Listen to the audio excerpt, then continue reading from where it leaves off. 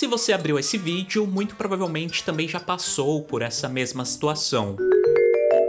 Bom, um dia eu tava em casa sem nada bom pra fazer e inocentemente fui lá e pedi a recomendação de algo pra assistir pra um amigo, que me respondeu: pesquisa aí Boku no Pico, que é um anime muito pica. Daí eu pensei, bom, se o outro Boku ou Boku no Hero é legalzinho, talvez esse outro também seja. Então eu fui lá e abri o vídeo. Óbvio, percebi que se tratava de um desenho inapropriado logo pela abertura, mas já que eu não tinha mais nada pra fazer, decidi assistir assim mesmo, porque vai, né, que era bom. E o começo, realmente, parecia que se tratava de um romance fofinho com umas cenas mais pesadas. Ok que foi estranho ver o carinha principal lá, o que era mais velho, ficar logo no começo já babando por uma aparente minazinha novinha, que ele viu pelos binóculos lá na praia, em cima das pedras. Mas só que daí eu lembrei que se tratava de coisa japonesa, né? Lá eles têm muito disso, de desenhar as mulheres pequenininhas pra ficarem fofinhas. Então eu continuei, pra ver onde isso ia dar. Na sequência, a história mostrava que aquela aparente menininha, na verdade era a neta do dono do boteco que o protagonista frequentava, e que, como estava lá de férias à toa e não tinha amigos, o velhinho sem noção decidiu pedir que o jovem a levasse pra tomar o sorvetinho. Sorvete é bom, né? No calor que tá fazendo então, a gente chupa que é uma delícia. Bom, mas agora se você já tem mais de 18 anos e nunca recebeu de um amigo a indicação dessa obra-prima da indústria japonesa e nunca passou pela experiência antropológica de assistir Boku no Pico sem saber do que se trata, como aconteceu comigo, eu recomendo que pause o vídeo agora mesmo e vá procurar esse anime. Mentira, não faz isso não, pelo amor de Deus. Porque as cenas que se passam depois são coisas que irão te traumatizar pelo resto da sua vida. A criança era realmente criança, e não era uma menina, mas sim um menino. E o que vem depois da cena do sorvete são coisas extremamente doentias, que fariam o FBI bater na porta dos seus criadores se essa porcaria tivesse sido feita em qualquer outro lugar que não o Japão. Alvejante. Graças a Deus tô cego. Pois é, pessoal, Boku no Pico não é um simples anime com conteúdo adulto, vamos dizer assim, mas sim uma obra doentia, com cenas absurdas entre esses dois carinhas aqui. Absurdas ao ponto de até mesmo os japoneses acharem errado, tá? Não é à toa que até o lançamento desse anime, eles nunca haviam produzido nenhuma animação desse tipo. Esse Boku aí foi o primeiro nesse estilo no mundo. E até por ser o pioneiro, muitas pessoas se questionam até hoje qual teria sido o real objetivo dos criadores por trás da produção desse desenho. Pois, parando pra pensar, essa foi uma obra com uma qualidade técnica muito boa, portanto, composta por uma equipe de produção completa, com roteiristas, diretores, animadores e por aí vai, que com certeza avaliaram esse projeto antes e acharam que estaria ok em produzir. E não somente isso, depois eles até lançaram mangás, onde as cenas mais ousadas, que na obra original apareciam pixelizadas, estavam totalmente explícitas. Será mesmo que a intenção era incentivar as pessoas a cometer um crime?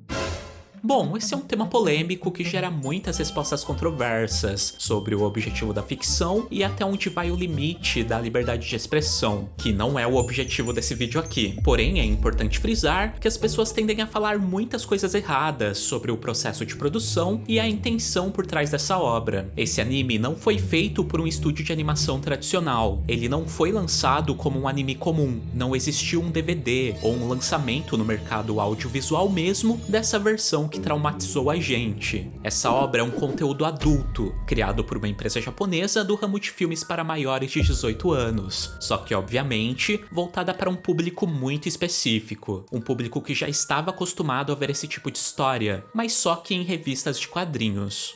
Pra você ter uma ideia de como o público que curtiu esse anime é muito específico, os DVDs com a obra original não foram aceitas por nenhuma loja que vendia filmes adultos lá no Japão. Mas se nunca houve um lançamento de fato, como será que esse desenho ganhou tanta popularidade, ao ponto de chegar em todas as partes do globo? E é justamente isso que nós iremos desvendar aqui nesse vídeo. Hoje eu irei contar pra vocês a verdadeira história por trás desse anime polêmico, e obviamente desmentir e também desmistificar muitas desinformações que as pessoas falam sobre ele. Ah, e claro, vamos mostrar também quem são as pessoas perturbadas que os criaram. Você sabia que um dos nomes responsáveis responsáveis por Dinossauro Rei foi o diretor dessa obra-prima, que o roteiro foi escrito pela mesma pessoa que fez o anime de Fullmetal Alchemist, e que um dos produtores principais também esteve envolvido com Evangelion? Pois é, mentes doentias podem estar em todos os lugares, quem sabe até mesmo gravando ou então assistindo esse vídeo aqui.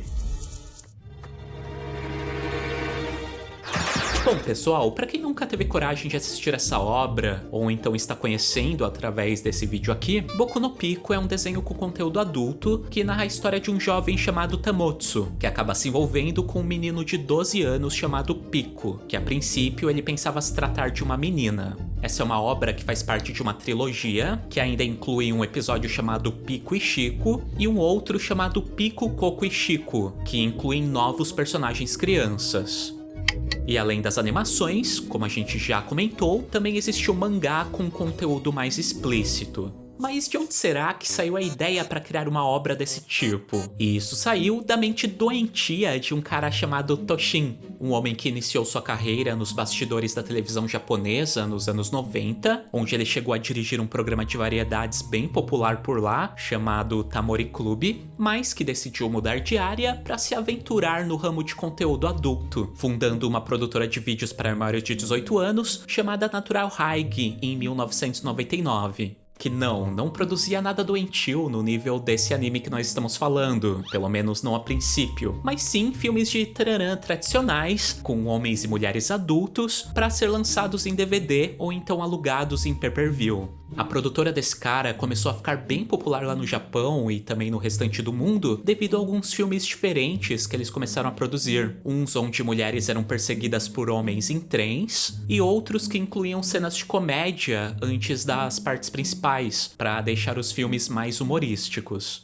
Enfim, e sempre procurando por novidades, o tal do Toshin, um dia navegando pela internet, se deparou com uma ilustração que lhe chamou muita atenção. Ilustração essa que a princípio ele pensou se tratar de uma garota, já que o seu rosto e corpo tinham traços bem femininos, mas só que ao olhar mais para baixo, ele notou que havia uma coisinha a mais por ali. E ele ficou tão encantado por esse tipo de conteúdo que decidiu ir atrás do seu criador. E é aí que vai entrar o nome do Saigado, ou então da Saigado, já que a sua verdadeira identidade ainda é desconhecida, e que era um artista que fazia fanarts para um grupo virtual chamado Shotanize, que reunia diversos fãs de conteúdo Shotacon na internet. Já Shotacon, por sua vez, é um gênero de mangás japoneses que representam adultos fictícios, homens ou mulheres, que se envolvem com personagens masculinos na faixa da puberdade ou pré-puberdade, que vale frisar, é um nicho muito pequeno mesmo, é algo restrito para um público minoritário, não é a realidade das publicações de quadrinhos lá no Japão. Enfim, e a intenção do dono dessa produtora, do Toshin, era produzir um anime com as ilustrações desse artista, para assim fazer o primeiro anime Shotacon do mundo. Só que o problema é que nem ele e nem o Saigado tinham experiência nesse ramo, e é aí que vai entrar mais um nome nessa história, o do animador Kaneko Seiji, que é mais conhecido pelo pseudônimo Golden Boy, e que já era bem reconhecido na área da animação devido ao seu excelente trabalho com a trilha sonora de Evangelion. Bom, fã assumido desse gênero de mangá, do Shotacon, foi ele que principalmente ajudou o Toshin e o Saigado a montarem uma equipe para produzir esse desenho. O diretor que eles contrataram foi o Katsuyoshi Yatabe, outro grande nome da animação japonesa e que anteriormente já havia feito um anime que ficou muito popular por aqui, o Dinossauro Rei. Já o roteiro ficou sob a responsabilidade do Katsuhiko Takayama, o mesmo que escreveu o Fullmetal Alchemist de 2003. A intenção era montar uma equipe de peso para produzir uma obra de qualidade, até porque eles não tinham nenhuma experiência nesse ramo de desenhos adultos, e eles precisavam chamar a atenção dos fãs de alguma forma, né? E assim, em 2006, ficou pronto o primeiro capítulo, o batizado Boku no Pico, que traduzindo fica como Meu Pico. Que é claro, eles queriam colocar para vender nas lojas, né? Até porque eles estavam achando que tinha potencial. Mas só que não. Nenhuma loja de varejo especializada nesse tipo de DVDs aceitou colocar nas prateleiras uma animação tão controversa.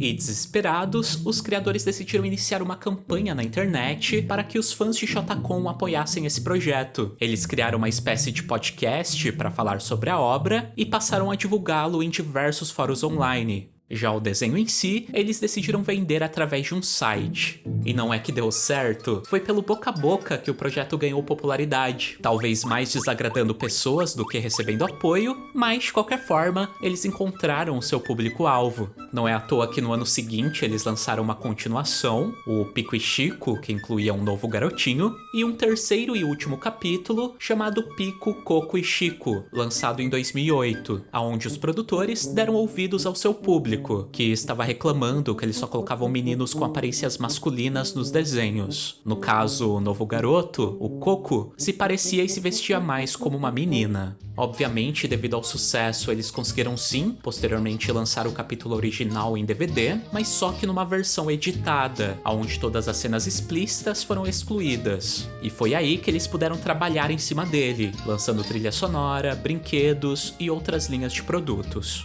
Ah, como curiosidade, o nome Pico não tem nada a ver com o que ele soa aqui pra gente. Segundo algumas entrevistas do Toshin, a intenção inicial era que o protagonista iria se chamar Bao, uma derivação de Bao Pi, que significa prepúcio em chinês. Porém, como já existia um outro personagem famoso com esse nome, eles foram lá e colocaram Pico, que é apenas uma derivação do nome Rico, um nome comum japonês.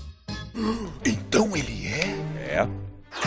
Bom, e se de alguma forma esse vídeo chegou até alguém que tenha gostado desse desenho, o que eu acho muito difícil, saibam que a mesma equipe desses 3 capítulos também trabalhou num outro anime nesse mesmo estilo, o pouquíssimo conhecido Shounen Maichikuro-kun Tenshi no Uta, que foi lançado lá em 2010. Que eu recomendo sim que vocês assistam, é um anime muito pica.